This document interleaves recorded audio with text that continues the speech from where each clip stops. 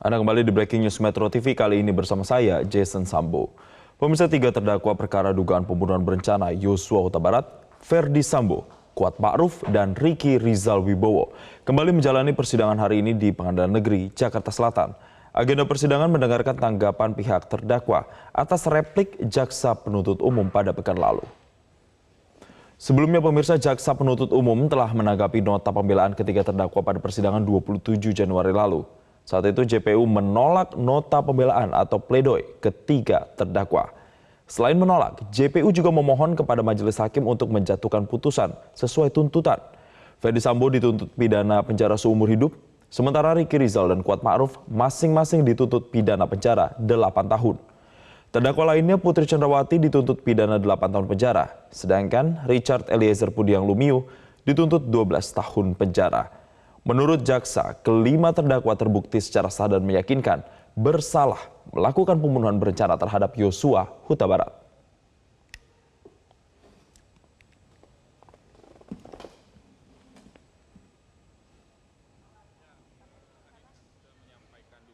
Duplik itu artinya tanggapan atau respon kami terhadap replik yang disampaikan oleh jaksa penuntut umum.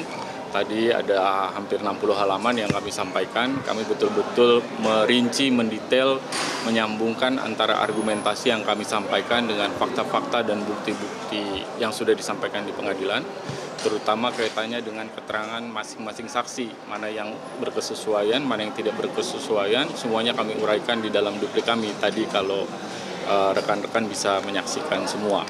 Jadi ini adalah respon dari replik karena replik jaksa di persidangan yang lalu yang disampaikan menurut hemat kami tidak mendasari pada fakta dan bukti yang ada di persidangan. Sebagian besar justru kami memandang seperti lebih berimajinasi begitu. Padahal dalam persidangan ini kan kita betul-betul harus bisa membuktikan, artinya dari sisi jaksa punya tanggung jawab untuk betul-betul bisa membuktikan kalau tuduhannya adalah misalnya Pak Ferdi Sambo melakukan penembakan langsung terhadap korban, maka secara nyata itu harus bisa dijelaskan dan dibuktikan bagaimana secara nyata tindakan penembakan tersebut dilakukan dengan tadi kami sebutkan misalnya dengan senjata apa, jenisnya apa, bagaimana cara menembaknya, siapa duluan yang menembak, itu harus dijelaskan secara detail dan spesifik karena tuduhan dalam perkara ini adalah 340 kaitannya dengan dolus directus,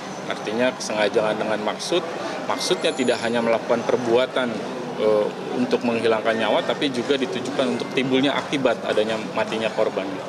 Nah, itu yang menurut hemat kami, tadi kami sampaikan tidak ada bukti-bukti yang cukup memadai untuk mendukung argumentasi atau dakwaan atau juga tuntutan yang disampaikan oleh jaksa penuntut umum pada persidangan yang lalu.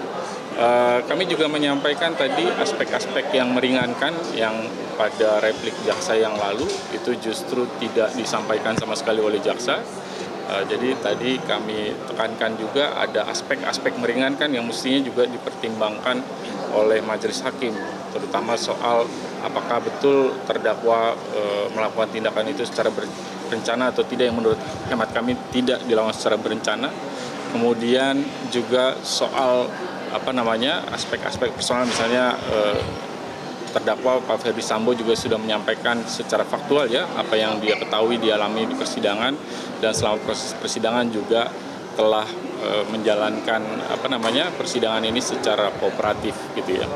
Juga tadi kami singgung juga soal adanya pasal yang tidak digunakan, dan ini jadi isu serius di dalam pembuktian perkara ini karena dalam dakwaan jaksa hanya menggunakan pasal 55 ayat 1 ke 1, artinya bersama-sama. Sementara kami melihat dalam konstruksi ini seharusnya digunakan adalah pasal 55 ayat 1 ke 2. Konsekuensi tidak dimaksudkannya pasal tersebut itu menyebabkan kalau nanti, sekali lagi tapi ini bergantung kepada majelis hakim, kalau nanti tidak terbukti 55 ayat 1 ke 1, maka terdakwa harus dibebaskan dari dakwaannya. Itu sebagai konsekuensi hukum. Sekali lagi saya bersandar pada hukum karena kami sebagai penasihat hukum juga jaksa penuntut umum dan hakim, pedomannya ini kan norma-norma yang ada di dalam hukum yang diterapkan dalam kasus konkret yang diuji hari ini dalam kasus terdakwa Pak Ferdi Sambo. Itu. Bang, malah terkait vonis tanggal 13 nanti bagaimana persiapannya dan bagaimana kalau hakim memvonisnya lebih dari tuntutan jaksa? Saya kira kami yakinlah hakim akan mempertimbangkan dengan sebaik-baiknya semua hal yang sudah disajikan dalam persidangan ini. Artinya hakim tentu kami berharap tidak menutup mata hanya pada satu pihak begitu, kemudian meninggalkan pihak yang lain.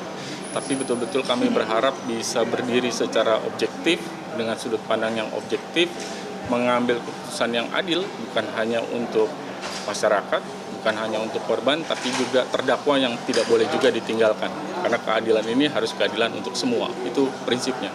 Dan kami masih punya keyakinan bahwa harapan akan keadilan itu seperti disampaikan pada pledoi Pak Ferdi Sambo, walaupun hanya setitik dan dalam ruang sidang yang cukup sesak, tetapi harapan itu masih ada untuk terdakwa Pak Ferdi Sambo. Itu saya pikir. Dengan harapan vonisnya adalah apa?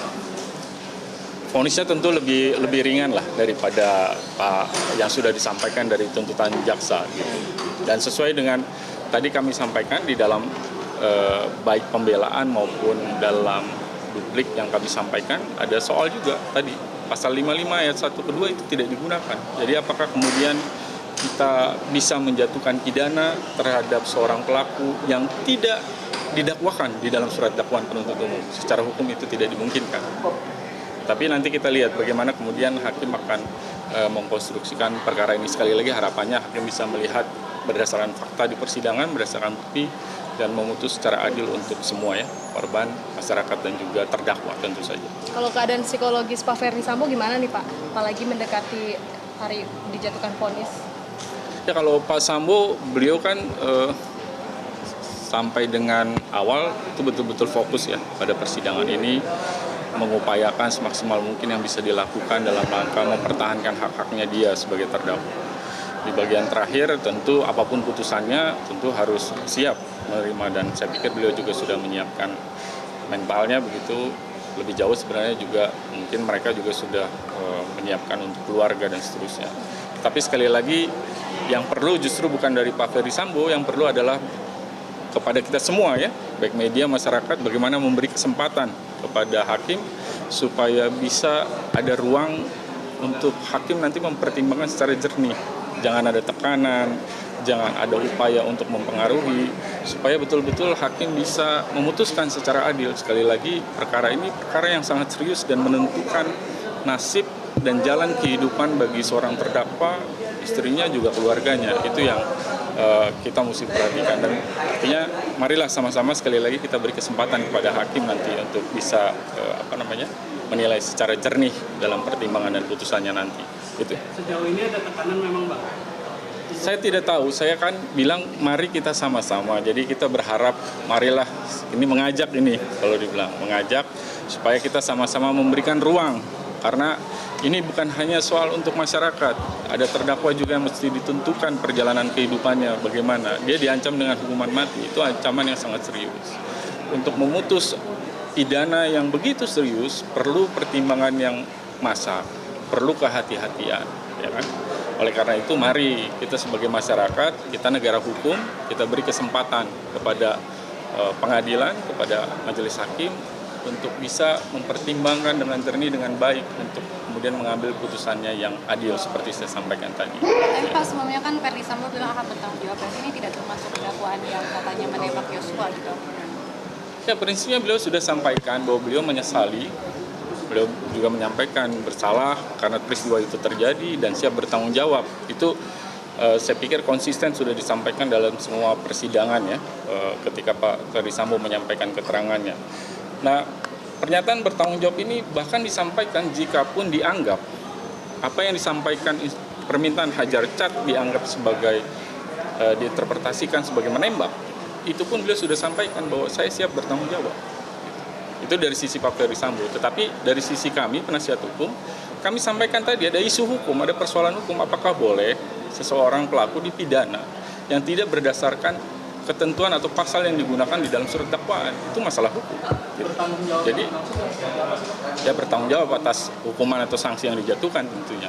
Tapi sekali lagi, ini bukan hanya dibangun, jadi mekanisme pengambilan keputusan di dalam peradilan pidana tidak boleh hanya didasarkan pada pengakuan terdakwa atau penyesalan terdakwa saja. harus betul-betul dibuktikan secara fakta, secara hukum, dan mencocoki norma yang ada di dalam surat dakwaan. Makanya pertanyaan tadi, kalau tidak dimasukkan dalam surat dakwaan, apakah kemudian seorang pelaku bisa dipidana? Itu pertanyaan hukumnya yang menurut hemat kami itu, seharusnya itu tidak bisa dilakukan. Begitu kira-kira. Tapi sekali lagi tentu kita harapkan nanti biarlah majelis hakim yang mempertimbangkan dengan baik. Sekali lagi kita beri kesempatan lah supaya putusannya adil untuk semua. Kira-kira itu. Makasih. Makasih.